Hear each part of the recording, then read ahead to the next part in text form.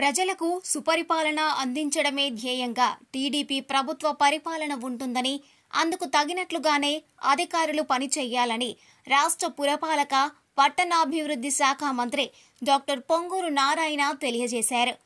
గురువారం నెల్లూరు కలెక్టరేట్లో housing, revenue, excise, mines, విద్యుత్ శాఖల అధికారులు, జిల్లా కలెక్టర్ ఎం హరినారాయణతో కలిసి మంత్రి సమీక్షా సమావేశం నిర్వహించారు. ఆయా శాఖల పనితీరుపై మంత్రి క్షుణ్ణంగా ఆరా తీశారు. అధికారులకు పలు సూచనలు, సలహాలు ఇచ్చారు. ఈ సందర్భంగా మంత్రి పొంగూరు నారాయణ మీడియాతో మాట్లాడుతూ, పార్టీలకు అతీతంగా ప్రజలకు అభివృద్ధి, సంక్షేమం అందించడమే టీడీపీ ప్రభుత్వ ధ్యేయమని ఘంటాపథంగా చెప్పారు. అధికారులపై ఎటువంటి కక్ష సాధింపు చర్యలు ఉండవని తెలియజేశారు. ప్రజల కనీస అవసరాలు తీర్చడమే ప్రభుత్వ లక్ష్యంగా ముందుకెళుతున్నామన్నారు. త్వరలోనే మరోసారి పూర్తిస్థాయి సమీక్ష నిర్వహించి ఆయా శాఖల ద్వారా ప్రజలకు అందాల్సిన సంక్షేమాభివృద్ధిపై చర్చిస్తామని స్పష్టం చేశారు. అదేవిధంగా ఏ ప్రాంతంలోనైనా ప్రజలు సుఖంగా జీవించాలంటే ఆ ప్రదేశంలో రోడ్డు, నీరు, డ్రైనేజ్, కరెంట్ తప్పనిసరిగా ఉండాలని, ఆ దిశగా నిరుపేదలకు ఇల్లు మంజూరు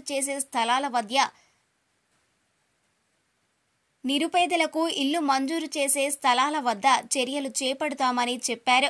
ప్రభుత్వం బడ్జెట్ మంజూరు చేసే అధికారులు పనులు చేసేందుకు వీలుంటుందన్నారు. ఎలక్ట్రిసిటీ, మైన్స్ పై మరోసారి క్షుణ్ణంగా చర్చిస్తామని తెలిపారు.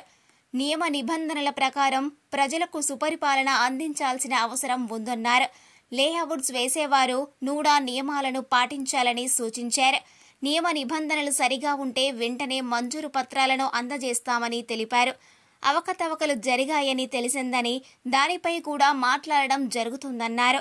ఫైనల్ తాము చెప్పేది ఒక్కటేనని, ప్రజలకు సుపరిపాలన అందించడమే తమ ధ్యేయమని, ఎవరిని ఇబ్బంది పెట్టేలా టీడీపీ పరిపాలన ఉండదని స్పష్టం చేశారు.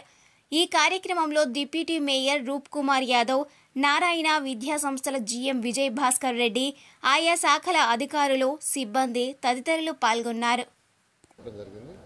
దాని మీద యాక్చువల్గా డీటెయిల్గా మళ్ళా నెక్స్ట్ వీక్ వచ్చినప్పుడు డీటెయిల్గా డిస్కస్ చేస్తానన్నాను.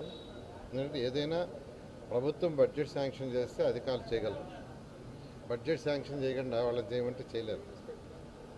ప్రజెంట్ హౌసింగ్ నాకు తెలిసింది ఏంటంటే దానికంటూ సపరేట్ బడ్జెట్ ఇవ్వలేదు. పబ్లిక్ హెల్త్ డిపార్ట్మెంటు ఆర్డబ్ల్యూఎస్ చేయమన్నారని, అదొకటి యాక్చువల్గా.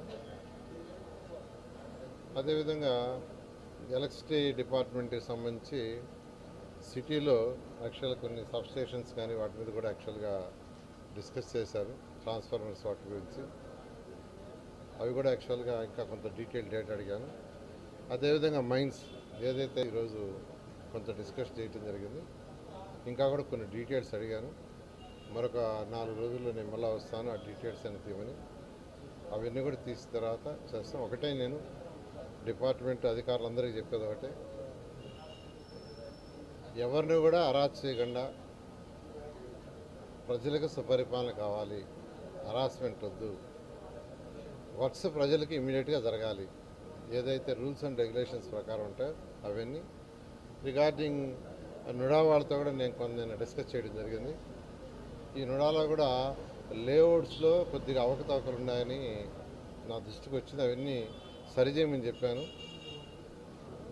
నేను ఎవరైతే లేఅవుట్లు వేస్తున్నారో వాళ్ళందరూ కూడా. మరిన్ని న్యూస్ అప్డేట్ కోసం A3 న్యూస్ ఛానల్ని సబ్స్క్రైబ్ చేసి బెల్ ఐకాన్ను ప్రెస్ చేయండి.